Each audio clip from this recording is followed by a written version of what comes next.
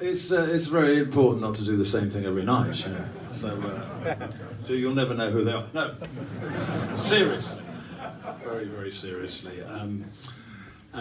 Soft Machine itself, as an entity, the entity known as Soft Machine, has been going for 56 years. Yeah. Right, okay. It's a long time for anybody to still be alive. And I have to say, there are some extant. There was one, actually, this is, you know, I get on a new topic every night. And the topic tonight can be extant members from, and the last one is Mike Ratledge, who is in terrific condition, I have to say, Mike Ratledge. He looks exactly the same as he did. He's thin as a rake, he's always got little glasses.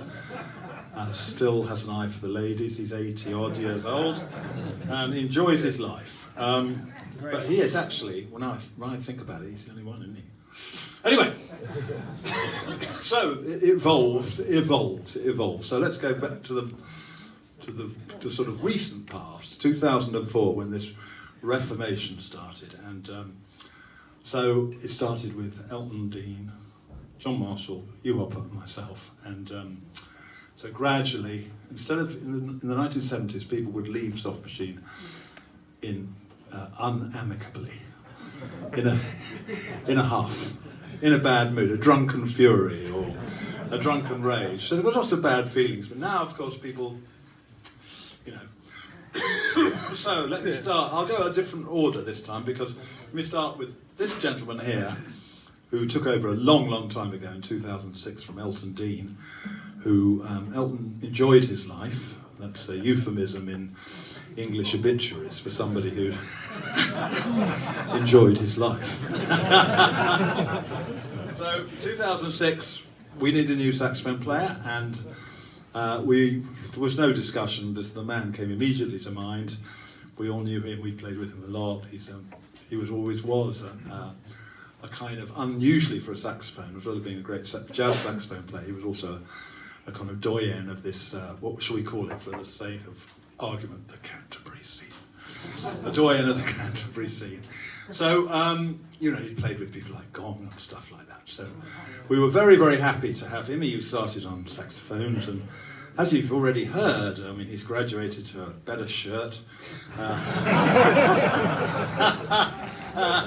Keyboards, computers, you know, it's all there. It's all there, and he's really sort of, you know, kind of, I wouldn't say he's done all this for us, but he's really filled the whole thing. And so he's been a great asset since 2006. Mr. Theo Travis.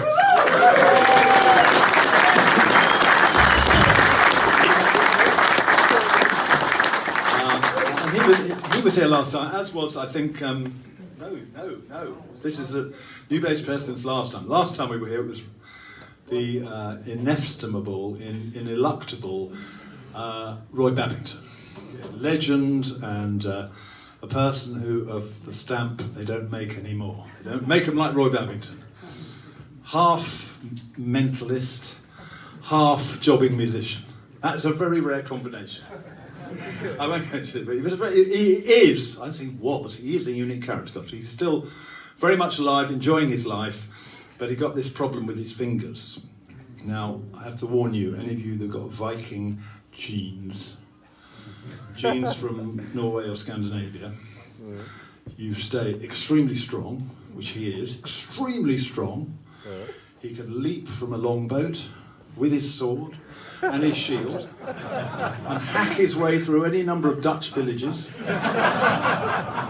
But you get this, apparently. No, this is really true, because somebody in the audience came up and said, I've got that, it's Viking inheritance.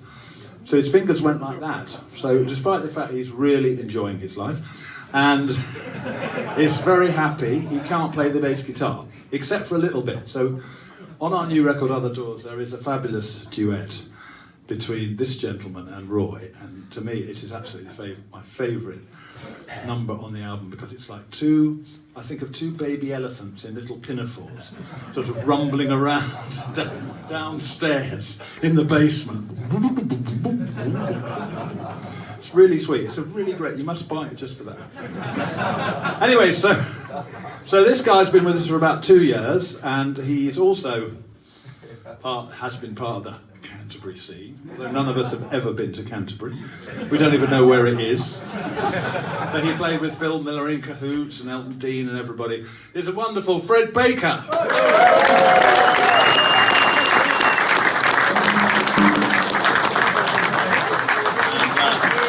Now, a brand new edition. Now, this is sad, so I mean, literally, I want us all to put our hands together to remember the great John Marshall.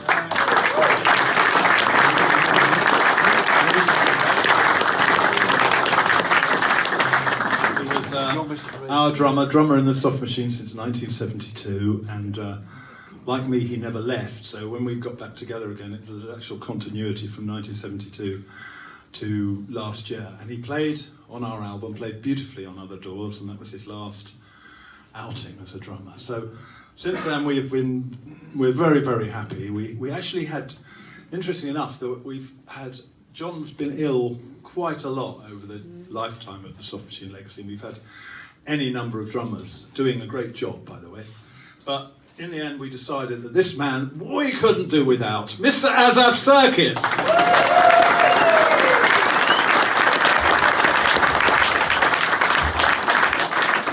And on the guitar, since the year 1975, an amazing 48 years with the Soft Machine. He is, as you hear, absolutely amazing, one of the world's great guitarists, but he's also a wonderful producer, composer, and generally top chap.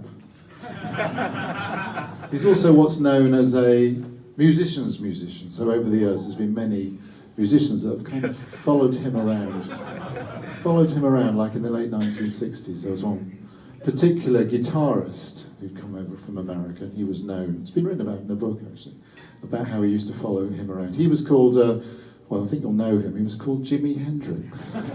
He used to follow him around. And also, if you know the Police, Sting of the Police famously said in writing, "I never wanted to be a famous pop star, I just wanted to be a respected musician." Like this man. He is, of course, Mr. John Etheridge. John Etheridge on guitar.